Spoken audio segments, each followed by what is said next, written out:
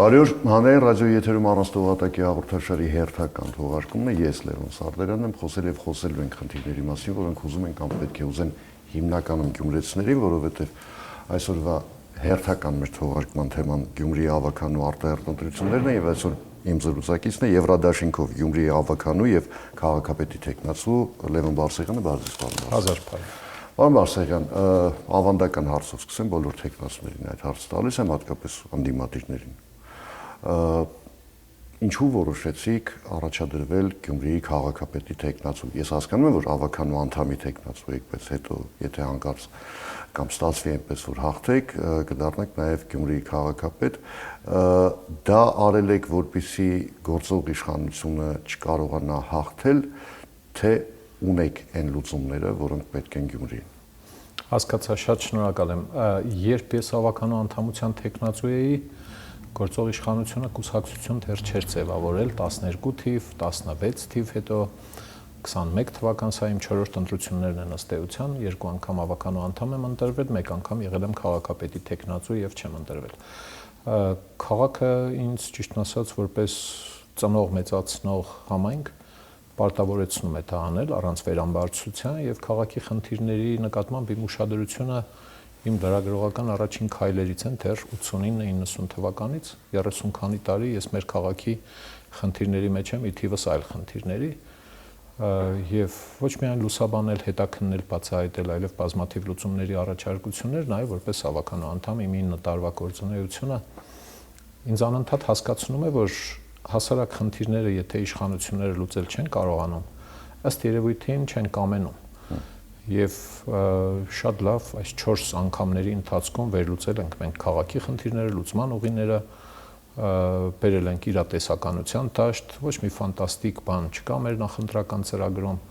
եւ խնդիրները գիտենք եւ լուծման մեխանիզմները։ Եթե մենք տեսնեինք, որ քաղաքի խնդիրները արդյունավետ կերպով լուծում են, երևում է դրանց վերջը, բարեխեղճություն ենք տեսնում, մեր ինչ գործներ, որ առաջադրվեինք Գյումրու ավականու անդամ 12 թվականին իմ առաջադրումը պայմանավորված է եղել հենց այն հանգամանքով, որ դրանից առաջ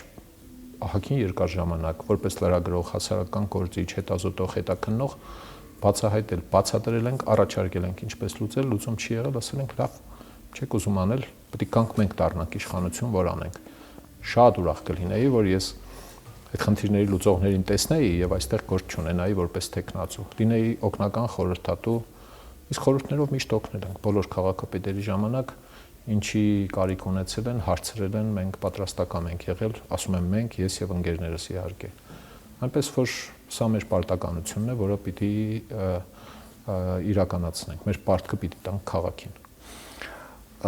Բնականաբար դա նաև լինելու է խոստումների տեսքով, լուծումների տեսքով, նաև ինչ եք առաջարկելու գյումրեցիներին, որ կարող եք անել միայն դուք կամ չեն կարող անել մյուսները։ Սկսեմ մեր ծրագրի վերջին մասերից, օրինակի համար գյումրեցիների անվտանգության ապահովման խնդիրը, որը ուղիղ կապված է 102-րդ ռազմական բազայից բխող ֆիզիկական ռիսկերի հետ, այսինքն օրինակի համար 99 թվական բազայի զինծառայողները ելնում են զինված, հարբած, գնդակահարում են 2 հոգու եւ վիրավորում են 15-ին։ 15 թվականի դեպքը հիշում եք Ավետիսյանների ընտանիքի սպանությունը։ Դրանից 4 տարի հետո հավաքարարին ծեծել եւ փաստորեն սպանել։ Չհաշված մնացած ավելի մանր քրեական գործերը։ Ամբողջ այդ ընթացքում շարունակ խոսվել է այն մասին, որ պետական իշխանությունը պարտավոր է ապահովել քաղաքացիների անվտանգությունը հնարավոր օբյեկտիվ եւ օրինական միջոցներով։ Քաղաքը ինքնապաշտպանական ուժեր չունի եւ լավ է որ չունենա։ Հատուկ գվարդիա չունի քաղաքը, որպեսզի քաղաքացիներին պաշտպանի այդ սպառնալիքներից։ Ի տարբերություն այլ համայնքների եւ բնակավայրերի, մեր դեպքում այդ զորամասերը գտնվում են քաղաքի մեջ եւ հազար ու մի բան է տեղի ունենում հարբած ժամանակ, վրաերթեր, էսկոմենկոմ եւ այլն։ Հիմա մի քանի Շարքային գյումրեցիները հարբած ժամանակ վրաերթ չեն անում։ Անում են, սակայն մի բան է, երբ այդ բանը անում են չկանոնակարգված բազայի գործունեության հետևանքով, առանց թույլտվության դուրս ու ներս անելու։ Այլ բան է, երբ դա տեղի ունենում միջին վիճակագրական հայաստանյան վարորդի դեպքում։ Իսկ գյումրեցիները հաստատ զորամասից չեն փախնում կամ հայկական զորամասերից ոչ մի զինծառայող չի փախնում մտնի ինչ-որ մեկի տուն ընտանիքը սպանի։ Անունն էլ տնի, թե իբր հաց ու ջուր էինք հարցնում։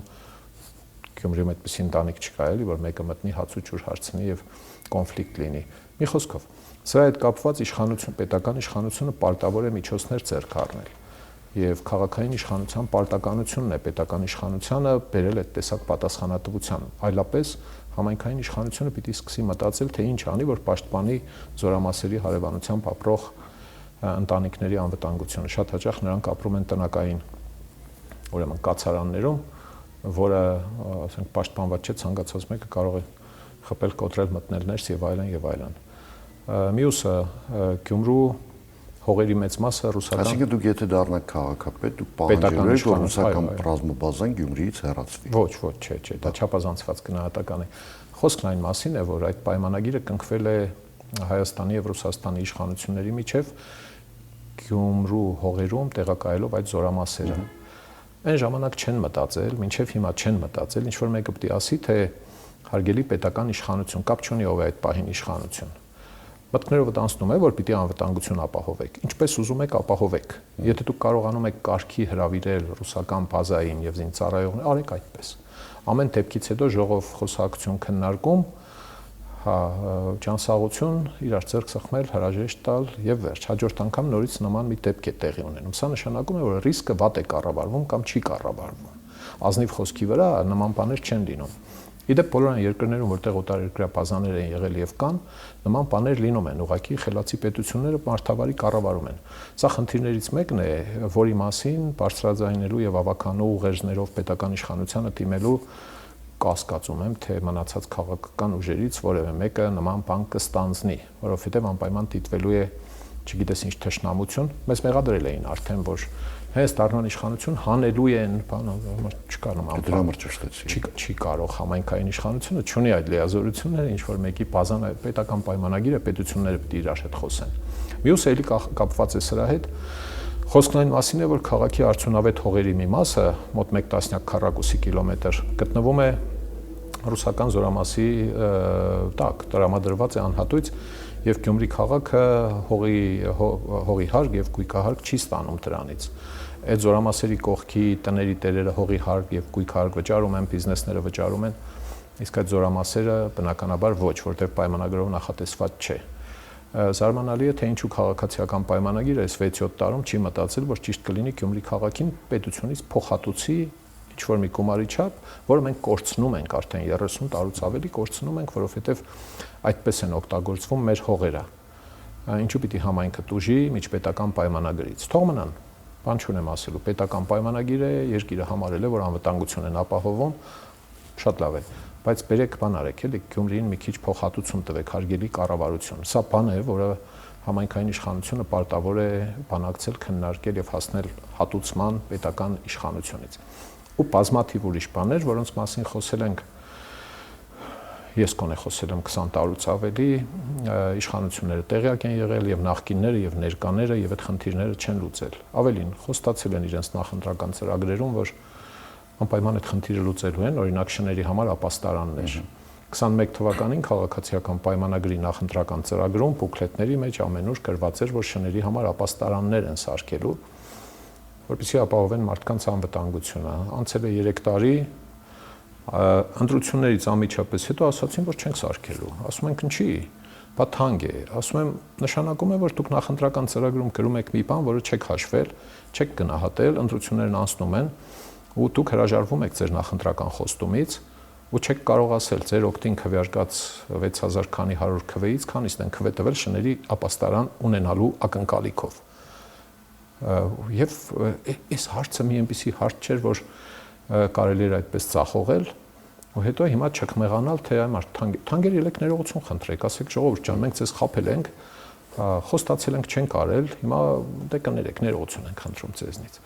Սրանք բաներ են, որ մենք պարտավոր ենք անել, որտեղ անվտանգության հետ կապ ունի։ Մանկապարտեզները անվճար դարձնելու նախաձեռնությունը 9-10 տարի առաջ մենք Գյումրու ավականու անդամ եղած ժամանակ նախաձեռնությունը գրեցինք, հիմնավորեցինք, բացատրեցինք, որոշեցինք դիմել կառավարությանը, որպեսզի համայնքը ստանա լրավճար կամ դրամաշնոր, սուբվենցիա, որպեսզի Գյումրիում էլ մանկապարտեզները լինեն անվճար։ Հիմա մենք մեր ծնողները վճարում են 4000-ական դրամ յուրաքանչյուր երեխայի համար, որոշ զեղչեր կան, արտոնություններ կան, դա առանձին խոսակցություն է։ Եվ այն ժամանակ էլ է մերժվել դա, մի քանի անգամ մերժվել է այս գաղափարը։ Հիմա նոր մեր մրցակիցները սկսել են նկատել, որ դա խնդիր է, դա խտրականության հարց է, չպետք է լինի մի համայնք, որտեղ անվճար է, համայնքներ, որտեղ վճարովի են, առավել եւս համայնքներ, որտեղ ընդհանրապես մանկապարտեզ չկա։ Այս մասին իհարկե ես խոսել եմ նաեւ նախարարի հետ վերջերս, բացատրել եմ, որ սա խնդիր է, որը պիտի լուծվի, եւ իհարկե մեր ծրագիրը սա նախատեսում է, շատ կարեւոր է, որ սա պետությունը լուծի, եթե ոչ համայնքը մեր նկատած բյուջետային միջոցներով կարող է այս խնդիրը կարգավորել։ Հասարակական տրանսպորտ։ Պատկերացնում եք, որ մինչև ժամը 7-ն է աշխատում, ասենք հասարակական տրանսպորտը արդեն ես նկատել եմ դա մի քանի արդեն Գյումրիում եմ։ Հա, հիմա ասեք, որ դա մի այնպիսի բարդ խնդրեմ է, որը մինչև հիմա հնարավոր չէր լուծել, այ քեզ բան, փող չկա։ Հա, կա փող։ Այդ մարդկանց հետ պայմանագիրը կնքած է վարորդների եւ մնացած ուրեմն հարակից աշխատողների հետ, չի կնքած, որ իրանք մինչև ժամը 7-ը պիտի աշխատեն կամ ժամը 6-ը պիտի աշխատեն։ Կամ երբ է եղել համայնքը ելնի ասի, թե ժողովուրդ ջան, փող չունենք, երբեք այդպիսի արդարացում չի հնչել։ Հա, որ մենք էլ չենք հուշել, թե փողը որտեղ է։ Ես փողերի տեղերն էլ գիտեմ, իշխանություններին մի քանի անգամ բացատրվել է, իրական փողերի մասին է խոսքը, կարիք կլինի կբացատրեմ։ Ինձ ոչ ոք չի կարող ասել փող չկա, քաղաքային իշխանությանը նկատի ունեմ, էլի լրագրողները կարող են ասել անշուշտ։ Որովհետև ես այդ փողերի տեղը լավ գիտեմ եւ ասվել է եւ կարող եմ ասել անընդհատ։ Մեր իշխանությունը թույլ չի տալու որևէ խտրականություն տեղական турքերի եւ վճարների կանձման դաշտում, որ մեկի ռեստորանը չվճարի, մյուսի ռեստորանը վճարի, բարձր ինքնարժեքի վրա էլ է դա ազդում ծառայությունների եւ այդպիսի բազմաթիվ օրինակներ։ Ալկոհոլի վաճառքի տեղական турքը մի խումբ վճարի, մյուս խումբը չվճարի։ Նման երևույթ կա։ Բազմաթիվ մենք անցած տարի մոնիտորինգ արեցինք, բավականին մանրակրկիտ, բայց Գյումրու կենտրոնական հատվածում, որտեղ ակտիվ բիզնեսն է, բանն է։ Ձեզ օրինակ բերեմ։ Ուրեմն կա տեղական турք սննդի համար Երևանում, էլ կա մնացած համայնքներում, էլ կա սննդի օբյեկտի համար, ոչ թե խանութի, այլ ռեստորան, սրճարան եւ այլն։ Կենտրոնական հատվածում քաղաքապետարանի տվյալների բազաներով տեղական турք սննդի օբյեկտի աշխատեցման համար վճարում էին մոտ 56 օբյեկտ։ Այդ տարածքը մենք սանրել ենք եւ դուրս ենք բերել եւս 47 թե 48 օբյեկտ, որոնք չեն վճարում։ Օբյեկտներ, որոնք գործում են 3, 4, 5, 7, 15 տարի եւ սննդի օբյեկտի турք վճարողների ցուցակում չկան։ Այսինքն վճարողների 80%-ի չափով չեն վճարում։ Համայնքապետարանի աշխատողներին այդ զեկույցը ներկայացվել, բացատրվել է հասցեներով, լուսանկարներով, արբանյակային լույսով։ Նայում են երեսս։ Բանը կանենք, հա, ով զահլաունի գնայես ինչից բան ասում է, ոնց թե զահլաունի որն է։ Ավելի, հա, այդ թվերը երբ գումարում եք իրար, նույնը վերաբերվում է ուրեմն ալկոհոլի վաճառքի տեղական турքին, ծխախոտի, դրանք փաստագրված են։ Մոտավորապես ինչքան է ուժում մենք։ Միայն այդ հատվածում, այդ Գյումրու կենտրոնական մասում մոտավորապես 100-120 միլիոն դրամի տարեկան դեֆիցիտի մասին եմ ես խոսում։ Դա իրական փող է, որը ինչ է անունը, բիզնես օբյեկտի տերը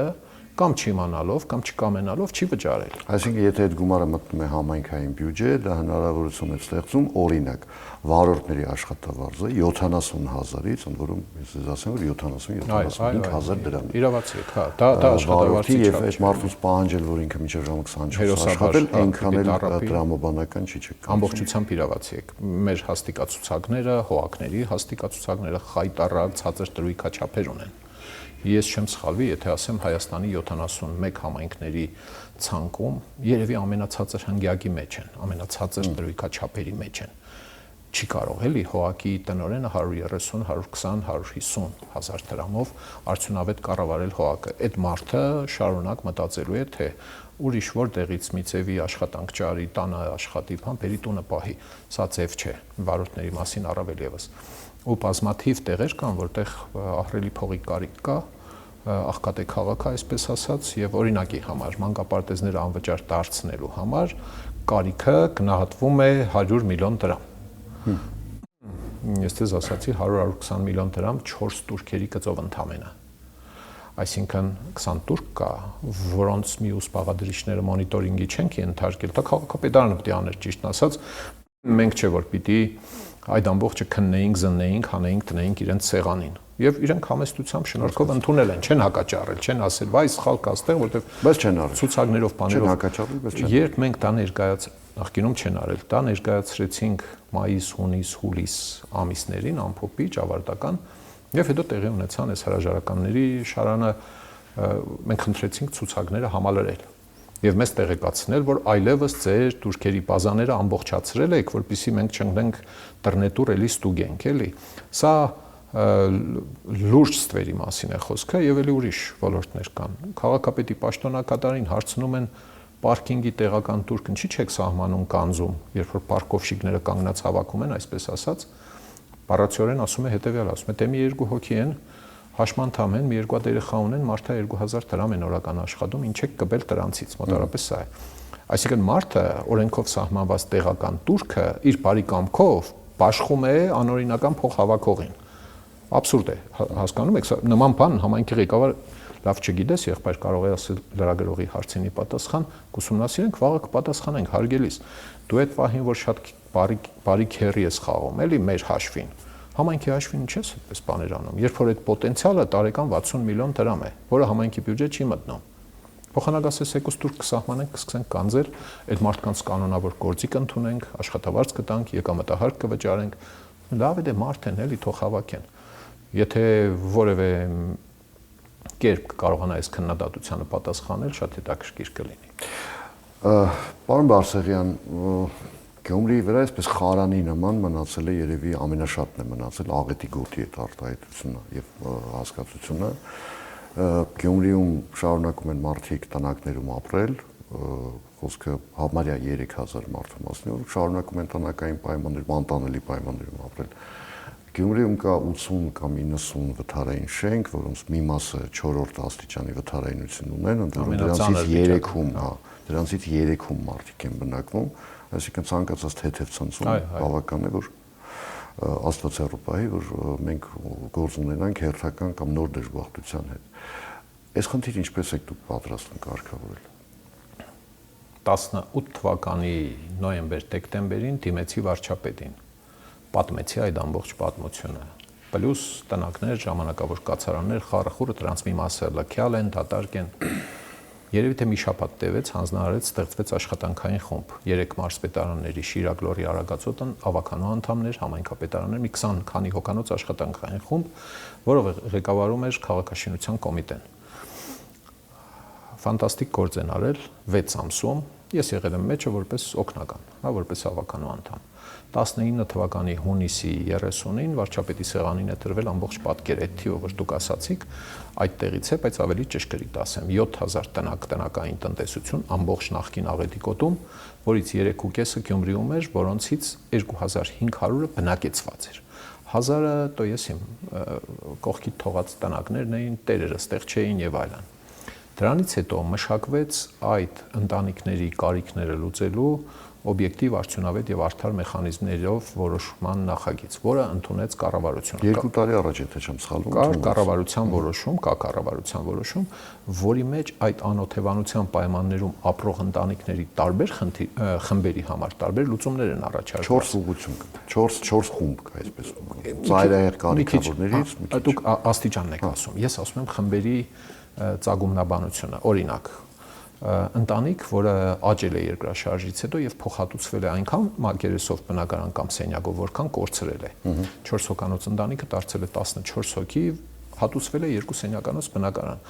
Օբյեկտիվորեն 14 հոգու 4-ը գնացել է այդ բնակարանում, մյուսները մնացել են տնակում։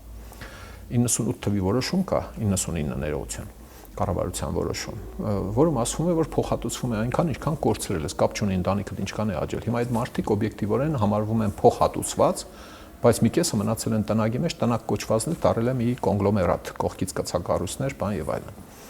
Հիմա այս խմբի համար օրինակ պիտի ինչ-որ փոխհատուցում լինի սոցիալական բնակարանների կառուցման եւ հատկացման ուղղություններից մեկը այդտեղ նշված է։ Բնակարանների գնման վկայականը այդ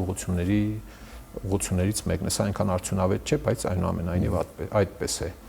Ընտանիքներ, որոնք գյումրեցի չեն ընդհանրապես, մեկ ուրիշ տեղից եկել են, տեղափոխվել են Գյումրի, տուն են ունեցել, կարիքից դրդված ծախել են, մտել են տնագի մեջ, մի հատ մարդիկ տնագի մեջ են փաստացի, տնագն էլ խայտարակ վիճակում ու տեղում է գտնվում։ Եվ էլի մի շարք ուրիշ դեպքեր։ Մարդը ընդհանրապես ոչինչ չի կորցրել, կարիքից դրդված ծախել է, վիրահատություն է, գրավ է, սեն է։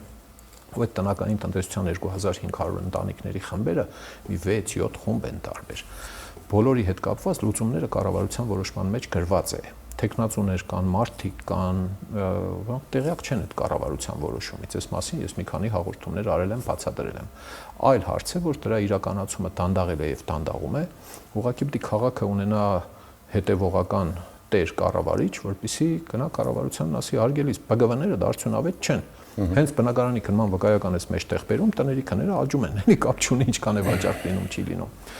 Եվ սա իհարկե միայն պետության եւ համայնքի լուծելի, համայնքը չունի այդ փողերը, որպեսզի զբաղվի բնակարանաշինությամբ, սա պիտի օբյեկտիվորեն բոլորը ընդունեն։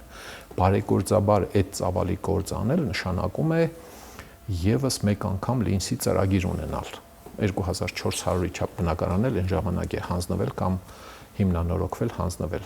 Խոսքը այդ ծախսը ընդհանուր առմամբ գնահատվել է, իմ կարծիքն էլ է այդպեսին, բայց սա մասնագիտական, փորձագիտական գնահատական է 200-ից 250 միլիոն դոլարի ծախսի մասին է։ Իդեպ մենք խոսում ենք առայժմ մի կեսի մասին, որը Գյումրիում է, այնտեղ կա Վանաձոր, Սպիտակ եւ այլն։ Գյուղերում հիմնականում լուծված է։ Իմ գաղափարի հիմքում նաեւ, երբ խոսեցինք այդ մասին ժամանակին, ընկած էր այն, որ հարկավոր է քաղաքը ազատել ժամանակավոր կացարաններից, ապօրինի շինություններից, այնել որոնք սարքված են համայնքապատկան տարածքում, մայթերի վրա, կանաչ տարածքների վրա են տրված։ Լուծումներից մեկը օրինակ գրված է, որ եթե տնագը վերածվել է տան 20-30 տարվա մեջ մարդը տուն է սարքել, գոհ է, եւ եթե դա գլխավոր հատակագծի հետ կոնֆլիկտ չունի կամ լուծելի կոնֆլիկտ ունի, օրինակի համար այգու եզրին է գտնվում։ Գլխավոր հատակագիծը հանուն այդ մարդու, որ չքանդեն այդ տունը, տուն չսարքեն տան, կարելի է խմբագրել։ Ոչինչ, կարելի է խմբագրել, հա։ Այս լուծումները վստահեցնում եմ ցեզ, էլի, հա, այս ոչ միայն այս 6-7 տարիների ընթացքում, նախկինում էլ որպես լրագրող եւ այս գործերի մեջ եղած մարդ, մանրամասն քննարկած ունենք, առաջարկած ունենք, բարեբախտաբար այդ կառավարության որոշումը կա, որը իհարկե հանգամանալից ահագին բան լուծում է, բայց էլի լրամշակման կարիք ունի եւ սարսափելի չէ, դա կարելի է կարգի բերել։ Մեկը պետք է լինի վարչապետին անհանգստացնի, այսպես ասած, շարժվեք։ Պարոն Բարսեղյան, ակնհայտ խնդիր եմ ասելու հիմա երկուսը միանգամից ընդորում։ Նախ Գյումրի անհամաչափ զարգացումը, այսինքն կենտրոնից որքան հեռանում ես, այնքան ավելի վախենալու է դա պատկերը, եւ երկրորդը, որ չեմ կարող չնկատել ուղղակի, դա կանաչապատման վիճակն է, այսինքն ըստ էության կանաչապատման բացակայությունը։ Հիմա այդ երկու խնդիրը ինչպես է լուծելու։ Ամենապարտ խնդիրներից են սողացող չարիքի նման մի բան է, ծառը կտրենք, բալկոնը առաջ տանք, մեր կաֆեի համար մի հատ շուշաբան սարքենք, փոշու եւ փոշու պարունակությունը օդում Հայաստանի ամենածանրներից ծանր 3-ից մեկն է, տասնամյակներ շարունակ 3 համայնքներից մեկն է։ Պատճառները հետազոտել ենք, գիտենք շատ լավ, կանաչ տարածքների կրճատումն է, ավերակների առկա լինելն է, չեն մաքրվել ամբողջը, շինարարական կանոնները խախտելն է։ Մարզպետարանի հարևանությամբ շենք կա փլված, շենք կա, որի 88-ից էսքում այդ շենքի մասին բոլոր նախընտրական ծրագրերում շատերը ունեցել են գրած մաքրել է պետք բացատրեմ անցած ընտրություններին այս մի աճ թևը քանդեցին հիմա այն մնացածի տակ մի քանի մասնավոր օբյեկտը որ չեն էլ գործում էլի հա մնացել են այս մարդիկ ակնկալում են ինչքան ես եմ հասկացել հա որ բանը եթե պետությունը քանդելու է մեզ փոխհատուցում տա թող քանդի հետո հա եւ շատ դեմ են հակառակվում են այդ մաքրելու տարածքը բացելու մտքին եկուս մյուս օր հերուտանից տեղից մի ցնցումից հետո այդ ամբողջը փլվելու է երևի մեջ արդեն դատարկել են այս տեսակ բաներ են եւ իհարկե շինարարական բանը կանոնների խախտումները ցանկապատումը ցանցապատումը շինարարության ինչը շատ ավելի պատշաճ կերպով արվում է Երևանում էլի կատարյալ չէ իհարկե էլ այնտեղ էլ խայտարակ վիճակներ կան մեր դեպքում դա շատ թափթփված է Ոռոգման ցանցի բացակայությունը սիզամարգերը սովետի ժամանակ ունեին ոռոգման ցանցեր խողովակներ իմաստ չունի ծառ տնկել այնտեղ որտեղ դու չես կարողանալու ոռոգել Եթե բոլոր ծառերը գումարենք իրար, որոնք տնկվել են Գյումրիում, Կոնգոյի ջունգլի պետք է լիներ ստեղ, էլի, հա, որտեվ հա տնկել են, այդ 100-ից մեկն է կպել կամ չի կպել։ Այս ամբողջի լուծումը բավականին բարդ եւ համալիր գործ է։ Կանաչ տարածքների նկատմամբ շատ աչալուրջ հսկողություն, մեխանիզմներ, որոնք պիտի մոնիտորինգի տակ պահեն այդ ամբողջը, կանաչ տարածքի ոչնչացումը պիտի արգելվի, բազմաթիվ դեպքեր ունենք մենք։ Երբ որ խաբար չեն, առավոտ եկել են ծառը կտրած է, առավոտ եկել են այնտեղ ինչ-որ բան են առաջ տվել, հետո հարմարեցրել են ավականու որոշմամբ հողի կարգավիճակը փոխել են, դարձրել են ընդհանուր օգտագործման տարածք։ Սրանք հարցեր են, որոնց լուծումները մեր նախընտրական ծրագրի մեջ մենք ունենք գրած, հնարավոր չէ միանգամից ռոռոկման ցանց սարքել, բայց գոնե ամենաինտենսիվ կանաչապատ տարածքները, որոնք կան, այդտեղ պիտի առաջնահերթ սարքվեն սրանք։ Հետո ժամանակի ընթացքում նոր ավելացվի։ Գումարած սա մի ոլորտ է, բնապահպանական ոլորտը, որտեղ վստահ եմ բազմաթիվ օրինակներ կան, երբ կարելի է ներքին եւ արտաքին հովանավորչական օժանդակություն գտնել։ Զանազան կանաչ հիմնադրամներ կան, որոնք կաջակցեն այս գաղափարին, պարզապես մարդավարի աշխատել է պետք իրենց հետ։ Մեր երկրի համայնքային իշխանությունները շատ հաճախ пассив են եւ կարողություն չեն ունեցել, չեն մեղադրում, ասենք ավանդաբար այդպես է եղել, գործ չունենալ արտաքին հիմնադրամների, դեսպանատների, քույր քաղաքների հետ, ինչի գործ չունենալ։ Հիմնականում նստած են եղել տեղական եկամուտների պետբյուջեից տրվող փողերի։ Ժամանակին Սպիտակի քաղաքապետը նման փորձումներ ցավոք զոհվեց։ Հա, մի քանի օրինակներ Սպիտակը վերականգնվեց հիմնականում հենց վարկային միջոցներով, դրամաշնորհային միջոցներով, որը քաղաքապետարանը ինքն էր ներկայացնում։ Գյումրի, Վանաձոր, Լեհաստանի Պիլա քաղաքները վերջին 4 տարում պիտի իրականացնեին կանաչ դաշինք ծրագիրը 4 միլիոն եվրո, պիտի կար ուրեմն աղբամաններ եւ պլաստիկի վերամշակմամբ կաղմինդրներ եւ սալահատակներ,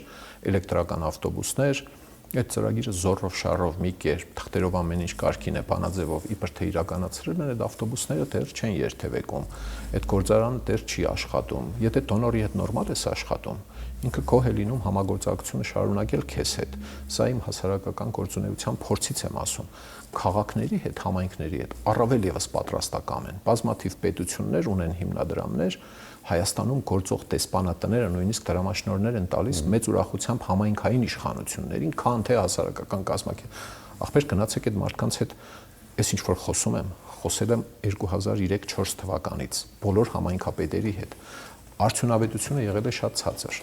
Մեր թիմը, ես գիտեմ ինչպես այդ մարդկանց հետ հարաբերվել, բարեխեղճորեն իրականացնել ծրագիրը, որպեսզի դա լինի շարունակական, անընդհատ բան կա, ձեր հարցի առաջին մասը ես բաց թողեցի կանաչ տարածքներից եւ փոշուց, թե դրանք էին։ Դրանք էին ու համաչափ զարգացումը։ Համաչափ զարգացումը 1000 ներողություն, ամենամեծ տարրերից մեկն է։ Ավականուն իստերում պարբերաբար, երբ ներդրման խոսակցություն է եղել, այս շատրվանը նորոգենք, ես ասել եմ ժողովուրդ ջան, 13-14 հատ շատրվան ունենք։ Այդ կենտրոնի շատրվանը բերեք հանգիստ թողեք, էլի յոլա կգնանք, էլի բերեք գնանք ծայրամասերի շատրվաններ, բարեկարգում եւ այլն, բալագաններ չլինեն, դո ստալկերական ֆիլմեր կարելի է նկարել, էլի, հա, ծայրամասային թաղամասերում, խայտարակ բաներ, տուրիստական խմբեր են գալիս արտասահմանից, որ կան տեսնեն խորհրդային ժառանգությունը ավերակ վիճակում, այդպիսի հետաքրքրություն ունեցողներ կան։ Որ ասեմ մի առասպելական գումարներ է պետք է թաղամասերում մի քիչ կարգի բերել, ժամանցի փոքրիկ բացօթյա կենտրոններ ստեղծել, ոչ, դրա կարիքը մեծ գումարներ պետք չեն, էլի 20-30 հազար դոլարանոց լավ, ասենք 4-5 մաքսիմում 10-15 միլիոն դրամանոց ծրագրերով թաղամասերում կարելի է փոքր կյանքի օջախներ ստեղծել, որ մարդիկ այդ 1000 ներողություն, էլի այդ բալագաններով յոլա չգնան, էլի տաղավարի տեղ, զավթած գազոններ, տարբեր գույների, տարբեր հնության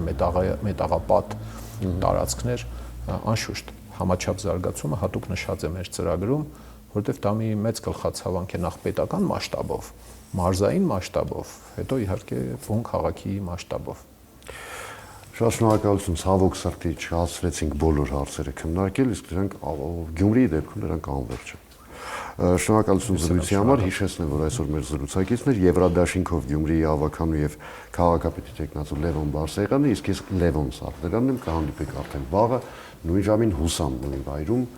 հաջողություն եւ համբերություն բոլորիս։